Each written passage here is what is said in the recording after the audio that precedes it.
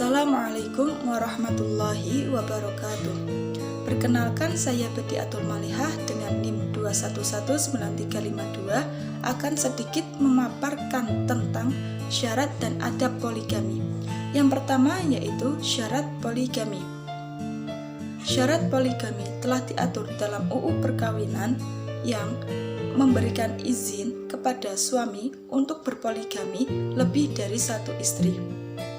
Syarat tersebut antara lain yaitu yang pertama, seorang suami wajib mengajukan permohonan ke pengadilan di tempat tinggalnya dengan syarat telah memiliki izin dan persetujuan dari istri maupun istri-istrinya.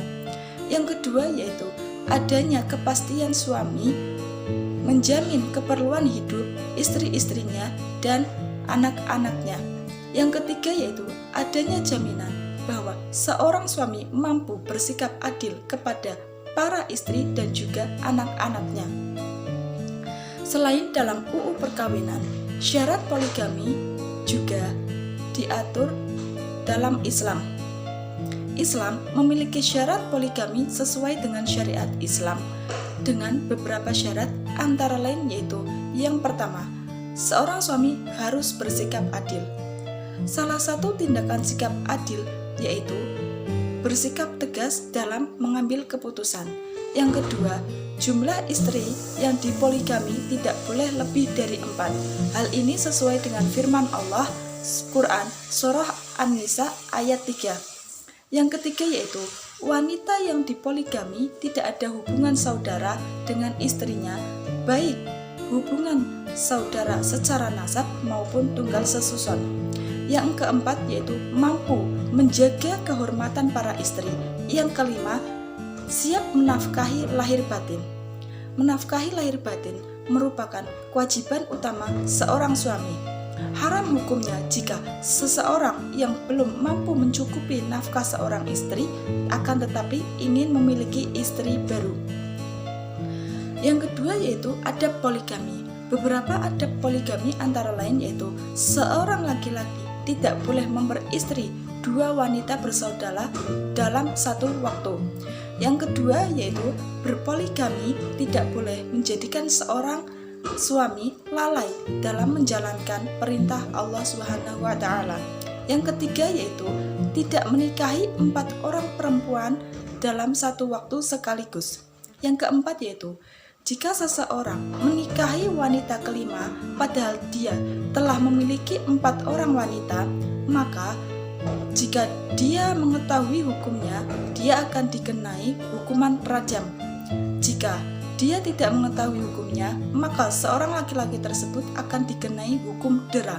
Yang kelima yaitu seorang wanita yang dipinang oleh seorang laki-laki yang telah beristri tidak boleh mensyaratkan kepada seorang laki-laki tersebut untuk menceraikan istrinya.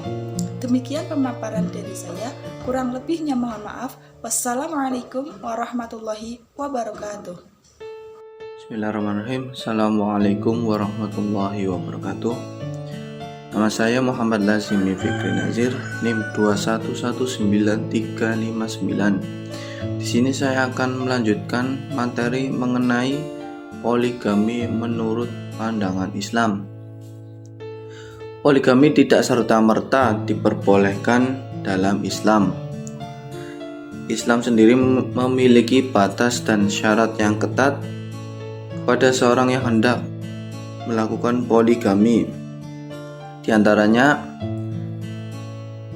yaitu ia benar-benar mampu dalam berlaku adil terhadap istri-istrinya yang menyangkut persoalan nafkah, tempat tinggal, dan pembagian waktu. Islam menekankan dengan tegas apabila dikhawatirkan tidak mampu berlaku adil, maka cukuplah dengan satu istri. Praktik poligami yang dilakukan oleh Rasulullah SAW sangat jauh berbeda dengan praktek poligami sekarang ini. Oleh karena itu, kita harus memahami dengan jelas maksud dan tujuan Rasulullah melakukan praktek poligami.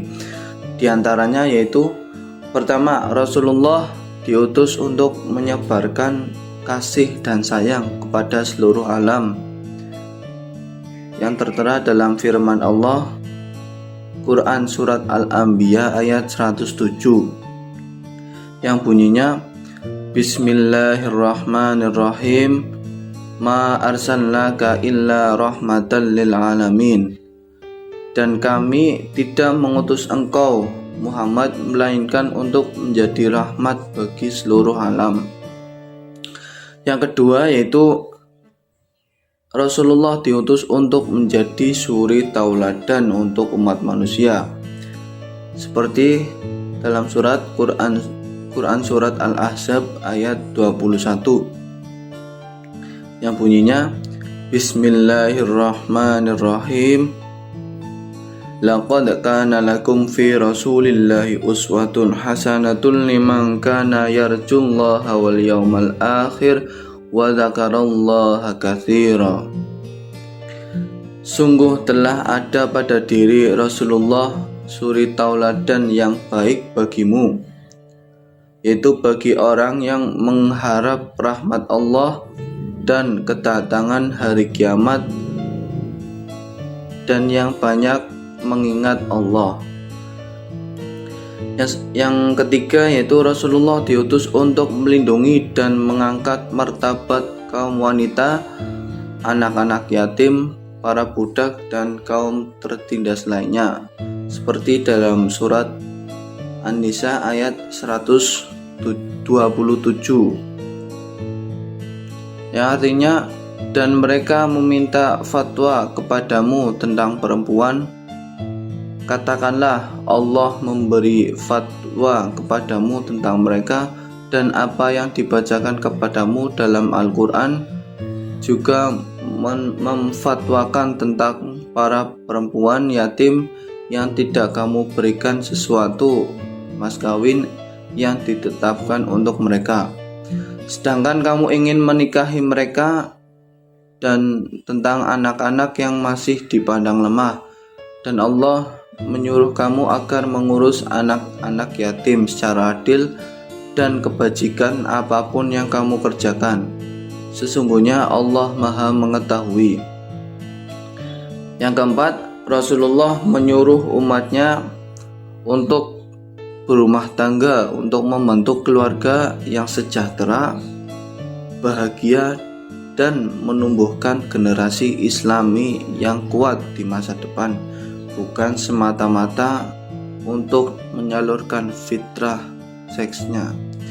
Yang kelima, dengan banyaknya wahyu yang diturunkan kepada Rasulullah SAW, maka perlu mengkaji agar makna yang terkandung menjadi jelas dan dicontohkan secara nyata sesuai dengan makna kandungannya dengan mengetahui makna yang tersirat.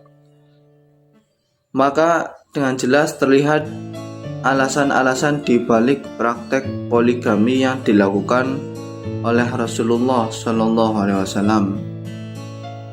Demikian dari saya. Assalamualaikum warahmatullahi wabarakatuh. Assalamualaikum warahmatullahi wabarakatuh.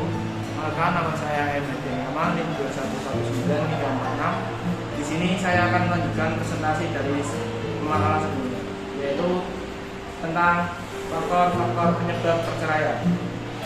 Perceraian sebagai sebuah cara yang harus ditempuh oleh pasangan suami istri ketika ada masalah dalam hubungan perkawinan.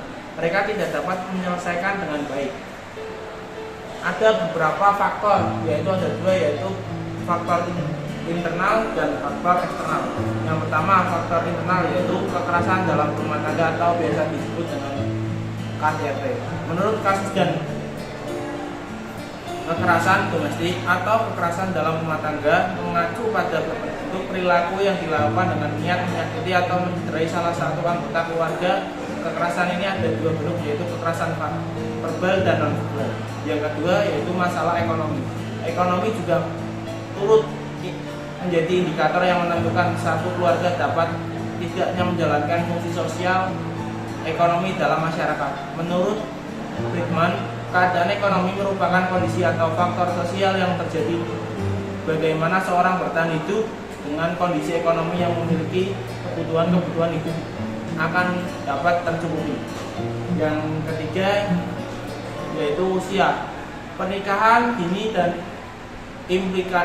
implikasinya terdapat terjadi perceraian berdasarkan fakta pernikahan pasca hamil, antara lain yaitu jumlah terus bertambahnya banyak menimpa anak sekolah dasar, sekolah menengah pertama, sekolah menengah ke atas, dan pelaku rata-rata teman dan pacarnya. Pasangan suami istri dari pernikahan ini terancam keluarga, kerawanan masalah sosial ekonomi dan sangat rentan untuk bercerai. Yang keempat yaitu pendidikan. Pendidikan merupakan salah satu sumbangsi terbesar bagaimana seseorang bertingkah laku serta mengambil solusi dalam permasalahan dalam keluarganya. Selanjutnya yaitu faktor eksternal. Yang pertama yaitu masalah perilaku buruk seperti kebiasaan berjudi. Perjudian adalah pertaruhan dengan sengaja, yaitu mempertaruhkan salah satu nilai barang yang ada. Misalnya kita berjudi, itu dapat merusak hubungan rumah tangga kita karena berjudi dapat menimbulkan kerugian pada salah satu pihak yang berjudi tersebut.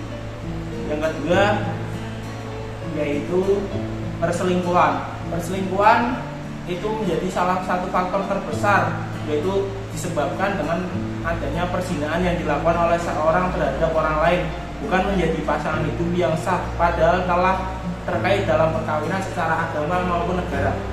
Yang ketiga yaitu penyalahgunaan narkoba. Dalam Undang-Undang RI Nomor 35 Tahun 2009 tentang narkotika disebutkan narkoba adalah zat atau obat yang berasal dari tanaman atau bukan tanaman, baik sintetis maupun semi sintetis, yang dapat menyebabkan penurunan atau perubahan kesadaran, hilangnya rasa, mengurangi sampai menghilangkan rasa nyeri dan alkohol obat-obat tersebut. Dampak perceraian. Pada dasarnya perceraian itu menimbulkan dampak yang kompleks bagi pasangan yang bercerai maupun bagi anak keturunannya. Meskipun perceraian itu salah satu sisi dapat menyelesaikan salah satu masalah rumah tangga, namun tidak mungkin lagi dapat dikompromikan. Mungkin itu saja yang dapat saya sampaikan. Kurang lebihnya mohon maaf. Wassalamualaikum warahmatullahi wabarakatuh.